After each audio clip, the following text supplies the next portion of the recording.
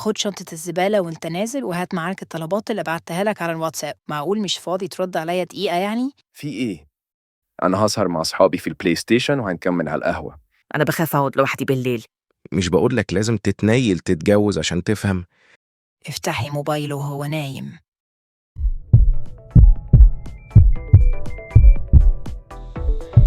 أنتم على موعد مع حضرة الناظر.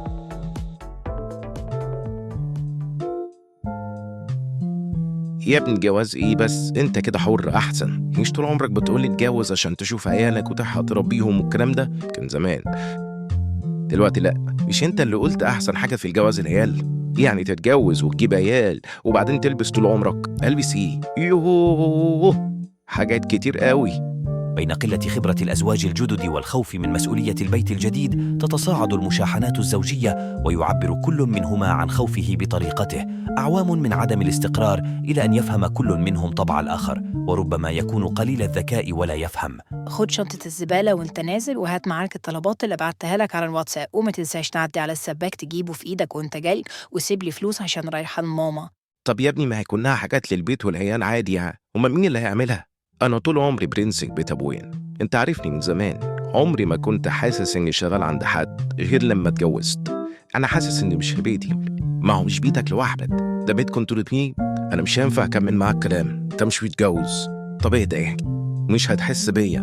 اقول لك على حاجه، روح اتجوز وابقى تعالى كلمني.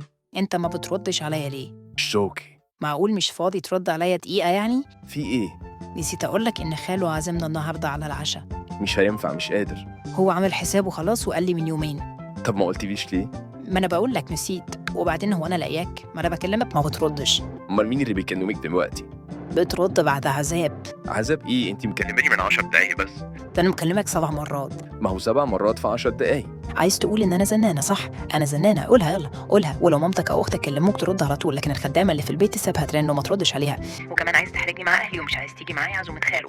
وامبارح نسيت تجيب الجبنه الرومي عشان عارف ان انا بحبها، وطبعا تلاقيك رحت اشتكيت بقى لمامتك واصحابك من الجواز وسنين الجواز والست المفتريه اللي انت متجوزها. ما انا قصدي عارفاك، انا رايحه لماما لما تعرف قيمتي وتحترمني وتحترم اهلي وتجيب لي الجبنه الرومي. سلام.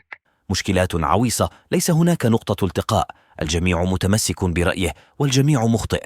أنا ما بحبش البامية، قلت 100 مرة ما بحبش البامية. ما هو في مكرونة بشاميل زي ما طلبت. الشرابات مش في مكانها ليه؟ ما هي في نفس الدرج اهي، بس على اليمين. أنا هسهر مع أصحابي في البلاي ستيشن وهنكمل على القهوة. أنا بخاف أقعد لوحدي بالليل. أنا شغال طول اليوم وتعبان ومصدع.